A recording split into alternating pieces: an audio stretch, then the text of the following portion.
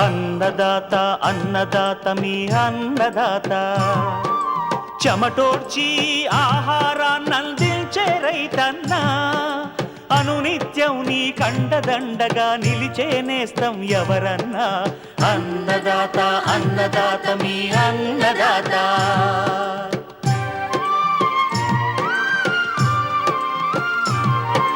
నూతన రీతుల సాగుబడికి నూరింతలు పెరిగే దిగుబడికి సూచనలిచ్చే సస్య రక్షణకు పశు పోషణకి శాస్త్ర విజ్ఞానం అందించి ముందుకు నడిపే తెలుగు రైతు భారతదేశానికి మకుటం అయ్యేలా తీర్చిదిద్దే ఆశయంతో మిమ్ము మేలు కొలిపేది అన్నదాత అన్నదాత అన్నదాత మీ అన్నదాత అన్నదాత అన్నదాత మీ అన్నదాత. అన్నదాత ప్రేక్షకులకు నమస్కారం. ఈనాటి ముఖ్యాంశాలు: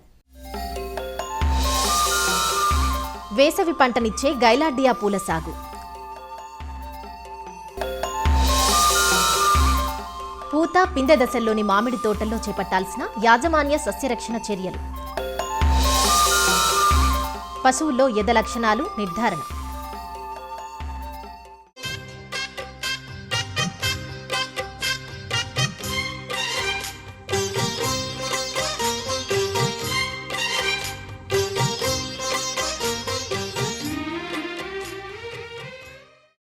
ఫలరాజమైన మామిడి తోటలు ఉభయ తెలుగు రాష్ట్రాల్లో 10 లక్షల హెక్టార్లకు పైగా సాగులో ఉన్నాయి. ప్రస్తుతం కొన్ని ప్రాంతాల్లో ఇప్పటికే పూతలు రాగా మరికొన్ని ప్రాంతాల్లో పూత రావడానికి సిద్ధంగా ఉన్నాయి. అయితే గత కొన్నేళ్లుగా మామిడి దిగుబడులు తక్కువగా ఉంటున్నాయి. ఇందుకు వాతావరణంలో వస్తున్న మార్పులు ఒక కారణమైతే రైతులు తెలిసో తెలియకో చేస్తున్న పొరపాట్లు మరికొన్ని. వీటికి తోడు పూత పిందె దశలో పలు రకాల పురుగులు తెగుళ్లు మామిడి తోటల్లో కనిపిస్తుంటాయి. ముఖ్యంగా తేనె మంచు పురుగులు, నల్ల తామర పురుగులు, బూడిద తెగుళ్లు మామిడి తోటలను నష్టపరుస్తున్నాయంటూ వీటి నివారణతో పాటు పిందె సైజు పెరగడానికి చేపట్టాల్సిన యాజమాన్యం గురించి తెలియజేస్తున్నారు ప్రొఫెసర్ జయశంకర్, తెలంగాణ రాష్ట్ర వ్యవసాయ విశ్వవిద్యాలయం, వనపర్తి జిల్లా మదనాపురం కృషి విజ్ఞాన కేంద్రం ఉద్యాన శాస్త్రవేత్త డాక్టర్ సురేష్ కుమార్. తెలుగు రాష్ట్రాల్లో బండే ప్రధానమైన పండ్ల తోటల్లో మామిడి ప్రథమ స్థానాన్ని ఆక్రమించింది. ఇది పండ్లల్లో రారాజుగా పిలువబడుతున్నది. పర్టికులర్గా గత 4 సంవత్సరాలుగా మహబూబ్నగర్ ప్రాంతంలో మనం మామిడిని గమనించినట్లయితే తేనె మంచు పురుగు, నల్లతామర పురుగుల వలన రైతులు నష్టాలకు గురి అవుతున్నారు. అయితే ఇప్పుడు ప్రధానంగా మనము జనవరి నెలలో మామిడిలో చేయవలసిన యాజమాన్య పద్ధతులు గమనిస్తే ప్రస్తుతం మామిడి పూత మొగ్గ దశ, పువ్వు వికసించే దశలో ఉన్నాయి. కొన్ని తోటల్లో 10 to 70% వరకు కూడా పూత రావటం జరిగింది. ఇప్పుడు మనం చేయాల్సిన యాజమాన్య పద్ధతులు గమనిస్తే మనకు మామిడిలో తేలికపాటి తడులు ఇచ్చినట్లయితే గిన పూత తొందరగా వచ్చే అవకాశం ఉంది. ప్రస్తుతం చలి వాతావరణం ఎక్కువ ఉండటం, పగలు ఉష్ణోగ్రతల డిఫరెన్స్ తక్కువగా ఉండటం వల్ల పూత ఎక్కువ వచ్చే అవకాశం ఉంది. కాబట్టి తేలికపాటి తడులు మనం ఇప్పుడు ఇచ్చినట్లయితే గిన ఎక్కువ పూత వచ్చే అవకాశం ఉంది. అయితే ఇప్పుడు మామిడిలో తీసుకోవాల్సిన యాజమాన్య పద్ధతులకు వస్తే తేనె మంచు పురుగు గత 2 సంవత్సరాలుగా మనకు మామిడిని తేనె మంచు పురుగు అధిక నష్టాలకు గురి చేస్తుంది.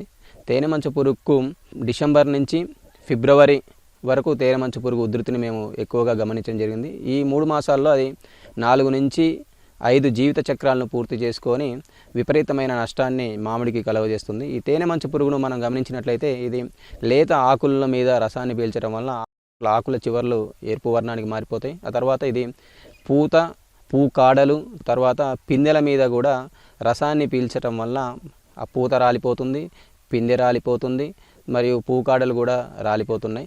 తేనె లాంటి పదార్థాన్ని విసర్జించడం వలన ఇది తీయగా ఉంటుంటే ఆ తీయని పదార్థానికి ఆకర్షించి చీమలు వస్తాయి. మరియు క్యాప్నోడియం అనే ఫంగస్ దాని మీద డెవలప్ అయ్యి మనకు మసిమంగులాగా ఆకులన్నీ కూడా వచ్చేస్తాయి. ఇంకోటి మనం ప్రధానంగా గమనించినట్లయితే పొలంలోకి వెళ్ళినప్పుడు ఉదయం ఎండకు తేనె ఆకుల మీద తేనె ఉండటం వలన ఆకులు అన్నీ కూడా మెరుస్తూ ఉంటాయి. అటువంటి చెట్లలో తేనె మంచు పురుగు సోకినట్టు మనం గమనించవచ్చు. దీన్ని కంట్రోల్ చేయాలంటే మనము లీటర్ నీటికి 0.4 గ్రాముల డైనోటెఫ్యూరాన్ లేదా 0.5 మిల్లీలీటర్ల ఇమిడాక్లోప్రిడ్ లేదా 0.6 గ్రాముల థయోమిథాక్సమ్ లేదా 1.5 మిల్లీలీటర్ల బిప్రోఫెజిన్ కలిపి చెట్టంతా కూడా ఆకులు, కొమ్మలు, కాండం మొత్తం తడిచేటట్లు 10 రోజులకు ఒకసారి మార్చి పిచికారీ చేస్తున్నట్లయితే గిన ఈ తేనె మంచు పురుగు ఉధృతి నుంచి మనం మామిడి తోటను కొంతవరకు కాపాడుకోవచ్చు. తేనె మంచు తర్వాత ఎక్కువ గమనిస్తున్న మరొక పురుగు వచ్చి నల్ల తామర పురుగులు. ఈ నల్ల తామర పురుగులు కూడా ఈ సంవత్సరం అక్కడక్కడ కొంత ప్రాంతాల్లో మనం ఉధృతిని గమనించడం జరిగింది. ఈ నల్ల తామర పురుగులు ఆశించినప్పుడు ఏంటంటే లేత ఆకులను సోకినప్పుడు వెనక సిల్వర్ మచ్చలు వచ్చింటాయి. మొత్తం రసాన్ని గుంజడం వలన లేత ఆకులన్నీ కూడా వెనక్కి వంగిపోయి ఉంటాయి.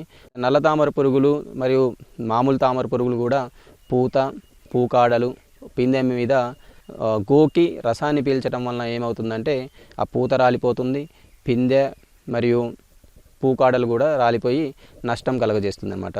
నివారణకు లీటర్ నీటికి 0.3 గ్రాముల పైమెట్రజైన్, లేకపోతే 0.4 గ్రాముల డైనోటెఫ్యూరాన్, లేకపోతే 0.5 మిల్లీలీటర్ల ఇమిడాక్లోప్రిడ్, లేదా 0.6 గ్రాముల థయోమిథాక్సమ్, లేకపోతే 2 మిల్లీలీటర్ల ఫిప్రోనిల్. మనం ఈ మందులను మార్చి 10 రోజులకు ఒకసారి పిచికారి చేసుకున్నట్లయితే గిన మన నల్ల తామర పురుగులను అదుపులో ఉంచుకోవచ్చు.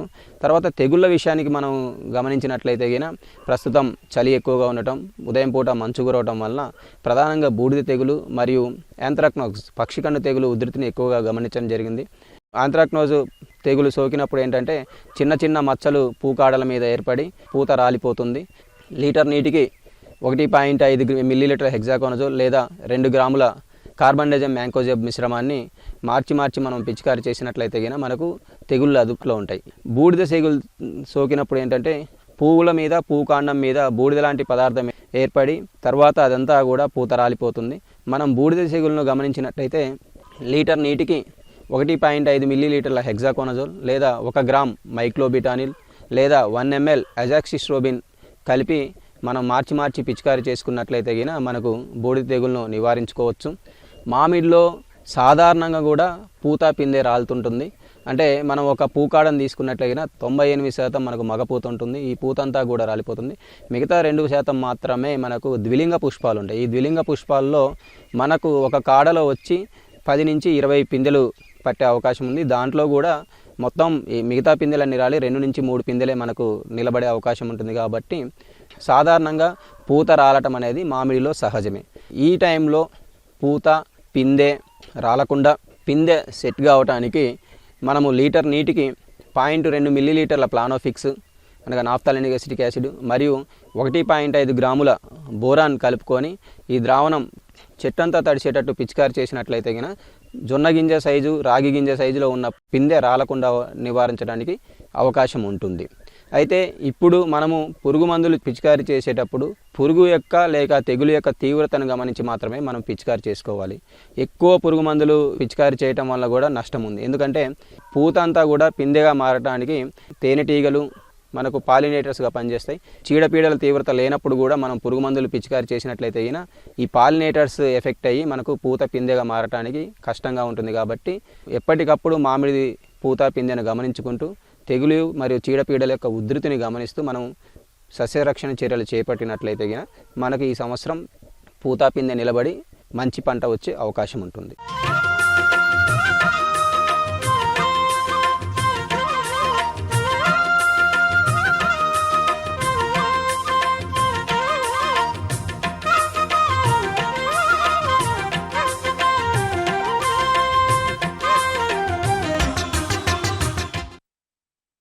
సాలుకు ఒక దూడ, సంవత్సరం పొడవునా పాలు. పాడి పరిశ్రమ 10 కాలాల పాటు కొనసాగాలంటే పశు పోషకులు గుర్తించుకోవాల్సిన ప్రథమ అంశం ఇది. సాధారణంగా పశువు 1.5-2 ఏళ్ల వయస్సుకు ఎదకొచ్చి సకాలంలో చూడి కట్టాలి. తర్వాత ప్రతి సంవత్సరం ఈనాలి. ఒక 10 సంవత్సరాల కాలంలో 7-8 దూడలనివ్వాలి. అలా ఇవ్వలేదంటే మంద వృద్ధి మందగించినట్లే. విలువైన కాలం వృధా అవుతుంది. ఇది రైతులను నష్టాల్లోకి నెట్టివేస్తుంది. అలా జరగకుండా ఉండాలన్నా, పాడి పరిశ్రమ 3 ఆవులు 6 దూడలతో కలకలలాడాలన్నా పశువుల్లో ఎద లక్షణాలను సకాలంలో గుర్తించడంతో పాటు కృత్రిమ గర్భధారణ చేయించాల్సి ఉంటుంది. వివరాలు నెల్లూరు జిల్లా పశుసంవర్ధక శాఖ డిప్యూటీ డైరెక్టర్ డాక్టర్ సోమయ్య నుంచి తెలుసుకుందాం. పశువుల యొక్క ఎద లక్షణాలని రైతులు సక్రమంగా గుర్తించడము చాలా అవసరము. అలా గుర్తించిన పక్షంలో రైతు ఒక ఎద పశువు కానీ మిస్ అయితే 10,000 రూపాయల నష్టం జరిగే అవకాశం ఉంటుంది. కావున ఎద లక్షణాలు తెలుసుకుని రైతులు సక్రమంగా ఎద లక్షణాలు గుర్తించిన తరువాత పశువుకి మేలైన జాతి పశువుల యొక్క కృత్రిమ గర్భధారణ చేయించడం ద్వారా లాభదాయకం పొందడానికి అవకాశం ఉంటుంది. పశువు ఈనిన తర్వాత 45 రోజుల నుంచి ఎద లక్షణాలు కనిపించే అవకాశం ఉంటుంది. 45 రోజుల నుంచి 90 రోజుల మధ్య పశువు ఎద లక్షణాలను కానీ గుర్తించి ఆ కృత్రిమ గర్భధారణ చేయిస్తే ప్రతి సంవత్సరము ఒక ఏడాదికి ఒక దూడ కలిగేదానికి రైతుకి అవకాశం ఉంటుంది. ఏడాదికి ఒక దూడ పొందితే ఎక్కువ పాడి పరిశ్రమ లాభదాయకంగా ఉంటుంది. పశువులు యొక్క ఎద లక్షణాల్లో పశువులు తీగేస్తాయి. గేదె జాతుల్లోనైతే మోగ ఎద ఉంటుంది. ఒక పశువు మీద ఇంకొక పశువు ఎక్కుతుంది. ఇలా ఉన్న లక్షణాలని గుర్తించినప్పుడు ఉదయం పశువు ఎద లక్షణాలు చూపిస్తే సాయంత్రం పూట ఆ యొక్క కృత్రిమ గర్భధారణ చేయించాలి. సాయంత్రం పూట ఎద లక్షణాలు చూపిస్తే ఉదయం పూట మరలా కృత్రిమ గర్భధారణ చేయించాలి. ఇలా చేయించడం ద్వారా కట్టు నిలిచే అవకాశం ఎక్కువ ఉంటుంది. అలా కట్టు నిలిస్తే సూలి పశువు అవుతుంది. సూలి పశువుని కూడా మనము బాగా పోషణ చేసుకోవాల్సిన అవకాశం ఉంది. ఎద లక్షణాలు ప్రస్ఫుటంగా కనిపించినప్పుడు రైతులు దగ్గరలో ఉన్న పశు వైద్యాధికారిని సంప్రదించి వాటికి ఉన్న లోపాలని లేకపోతే గర్భసంచిలో ఉండే సమస్యను తెలుసుకుని సరైన వైద్యం చేయించటము, లేదు పశుపోషణలో ఏదైనా లోపం ఉంటే కావలసిన మినరల్ మిక్చర్ అందించటము, ఫాస్ఫరస్ కానీ ఐరన్ కానీ ఇలాంటి లోపాలని గుర్తించడము. ఇప్పుడు మా ప్రభుత్వం ఏర్పాటు చేసుకున్న CADDLలో ఈ యొక్క ధాతు లోపాలను కూడా పరీక్షిస్తున్నారు. ఏ ధాతు లోపం వల్ల ఉంటే ఆ ధాతువుకి సంబంధించిన మినరల్ మిక్చర్ని అందించడం కూడా మనం చేయవచ్చు. ఇలా చేయటం ద్వారా పశువు యొక్క ఎద లక్షణాలను బాగా స్పష్టంగా గుర్తించేదానికి అవకాశం ఉంటుంది. తదుపరి కావలసిన పచ్చిగడ్డిని కూడా వాటికి సమయానికి అందించటము, మిశ్రమ దానాన్ని అందించటము. ఇలా చేయటం ద్వారా రైతులు పశువు యొక్క ప్రస్ఫుటమైన ఎద లక్షణాలు తెలుసుకుని వాటిని కృత్రిమ గర్భధారణ సమయానికి చేయించటము, పశువు యొక్క చూలు నిలిచి ప్రతి ఏడాది తనకు లేగదోడలు కలిగించేదానికి అవకాశం ఉంటుంది. అన్ని పశు వైద్య కేంద్రాల్లోనూ కూడా ముర్రా జాతి, తర్వాత ఒంగోలు జాతి, ఈ దేశవాళీ పశువుల షాహివాలు, గిర్రి, ఈ సంబంధించిన ఘనీకృత వీర్యాన్ని కూడా మేము అందుబాటులో ఉంచుతున్నాము. సంకరజాతి పశువుల్లో అయితే HF, జెర్సీ ఈ రకమైన కృత్రిమ గర్భధారణకు సంబంధించిన ఘనీకృత వీర్యాన్ని అందుబాటులో ఉంచుతున్నాము. వీటన్నిటిని కూడా సక్రమంగా వినియోగించుకుని పశువుల్ని పోషణలో జాగ్రత్తలు తీసుకుని తర్వాత సూలి పశువుల పోషణలో కూడా జాగ్రత్తలు తీసుకుని రైతు బాగా పోషణ చేసుకోవటం ద్వారా మంచి పాడి పరిశ్రమ అభివృద్ధిని చేసుకోవడానికి అవకాశం ఉంది. సూలి పశువుల పోషణలో కూడా సూలి పశువు బాగా పాలు ఇవ్వాలన్న, తర్వాత పాడి పరిశ్రమగా మారి పాలు ఇవ్వాలన్నా, మంచి దూడని కలగాలన్నా పాడి పశువుకి మాత్రమే కాకుండా సూలి పశువుగా ఉన్నప్పుడు కూడా మంచి పోషణ ఇవ్వాలి. దానికి ఎప్పుడు కూడా ఈ మినరల్ మిక్చర్లు అందించటము, ఈ డీవార్మింగ్ని చేయటము, తర్వాత పశుగ్రాసాల్లో ఇప్పుడు నేపియరు, తర్వాత సూపర్ నేపియరు, అన్ని రకాల లెగుము జాతి గడ్డెల జాతులను కూడా వాటికి అందించడం ద్వారా ఎక్కువ పాల ఉత్పత్తి పొందటానికితో పాటు అవి డ్రై ఫీడ్లో ఉండకుండా కూడా చూసుకుంటానికి అవకాశం ఉంటుంది. రైతులకి అందరికీ మనవి చేయనిది ఏమనగా, మేము రైతులందరి కోసము భారతదేశంలో నేషనల్ ఆర్టిఫిషియల్ ఇన్సెమినేషన్ ప్రోగ్రాం, జాతీయ కృత్రిమ గర్భధారణ కార్యక్రమంలో భాగంగా రైతులందరికీ కూడా పశు వైద్య కేంద్రాలలో ఉచితంగా కృత్రిమ గర్భధారణ ఇంజెక్షన్లని అందించడం జరుగుతుంది. ఈ సంవత్సరం ఏప్రిల్ మాసం నుంచి ఇప్పటి జనవరి మాసానికి కూడా ఉచితంగా అందించడం జరుగుతుంది. వాటిని అందరూ కూడా రైతు ఎలాంటి రుసుము చెల్లించకుండా కృత్రిమ గర్భధారణ కార్యక్రమాన్ని రైతులు పశు వైద్య కేంద్రాల్లో, రైతు భరోసా కేంద్రాల్లో తీసుకోవలసిందిగా మనం చేస్తున్నాం.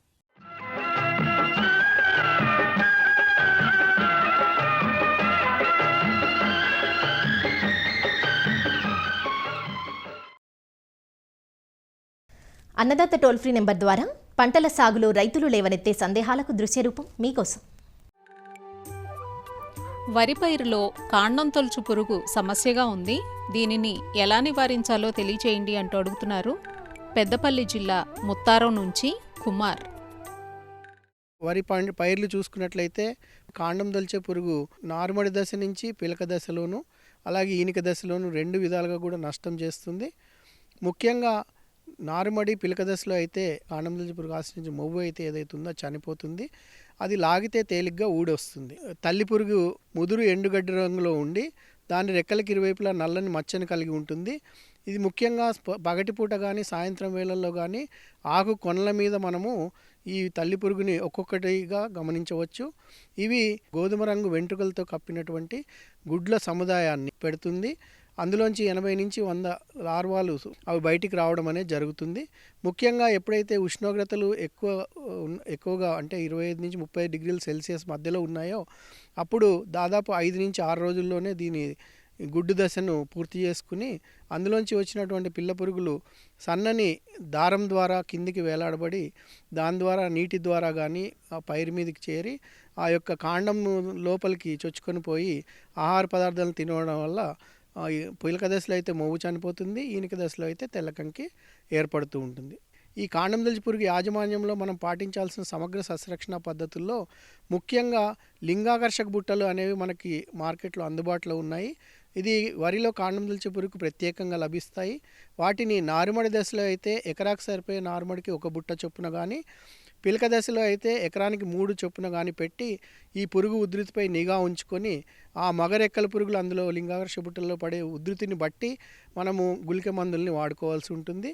నారుమడి దశలో చూసుకున్నట్లయితే మనకు కార్బోఫ్యూరాన్ 3G గుళికలు మనకు ఎకరాకు సరిపోయే నారుమడికి 800 గ్రాములు కానీ, అదేవిధంగా ఫిప్రోనిల్ 0.3G గుళికలు మనము ఎకరానికి సరిపోయే నారుమడికి 600 గ్రాములు కానీ, ఫిప్రోనిల్ 0.6G గుళికలు ఎకరానికి 400 గ్రాములు కానీ, అదే క్లోరాంట్రెనిల్పోల్ 0.4G గుళికలు ఎకరానికి 500 గ్రాములు కానీ, ఇక ప్రధాన పొలంలో అమర్చినటువంటి లింగాకర్షక బుట్టలు ఏదైతే ఎకరానికి 3 పెట్టుకుంటామో అందులో బుట్టకి వారానికి మనకు 25 లేదా అంతకు మించి మగరెక్కల పురుగులు పడిన సందర్భాల్లో మాత్రమే మనము సస్యరక్షణ చర్యలు చేపట్టాల్సి ఉంటుంది. ఇందులో కూడా ఎప్పుడైతే మనకు గుడ్ల సంఖ్య ఎక్కువగా ఉందని గమనిస్తూ ఉన్నామో అప్పుడు ట్రైకోగ్రామా గుడ్డు పరాన్నజీవిని ఎకరానికి 4 ట్రైకో కార్డ్స్ చొప్పున ఒక 5 సార్లు ఒక వారం రోజుల వ్యవధిలో మనము వదులుకున్నట్లయితే ఈ గుడ్డు పరాన్నజీవి కూడా మనకు కాండం తొలచు పురుగును తిని నష్టాన్ని తగ్గించే అవకాశం ఉంది. ముఖ్యంగా పురుగు మందుల్లో చూసుకున్నట్లయితే కార్టాప్ హైడ్రోక్లోరైడ్ 4G గుళికలు అనేవి ఎకరానికి 8 కిలోలు కానీ, కార్బోఫ్యూరాన్ 3G గుళికలు అనేవి ఎకరానికి 10 కిలోలు కానీ, క్లోరాంట్రెనిల్పోల్ 0.4G గుళికలు అనేవి ఎకరానికి 4 కిలోలు కానీ మనము పొలంలో వేసుకున్నట్లయితే మంచి ఫలితం ఉంటుంది. అయితే రైతాంగం ఈ గుళికలు వాడేటప్పుడు ఏంటంటే దాన్ని 20 నుంచి 25 కిలోల ఇసుకలో కలిపి మనం పల్చగా నీరు ఉంచి వేసి ఆ నీరు పొలంలోనే ఇంకిపోతే అది మొక్క పీల్చుకొని దాని ద్వారా మనకు ఈ యొక్క ఉధృతిని తగ్గించే అవకాశం ఉంటుందనేది గమనించాలి.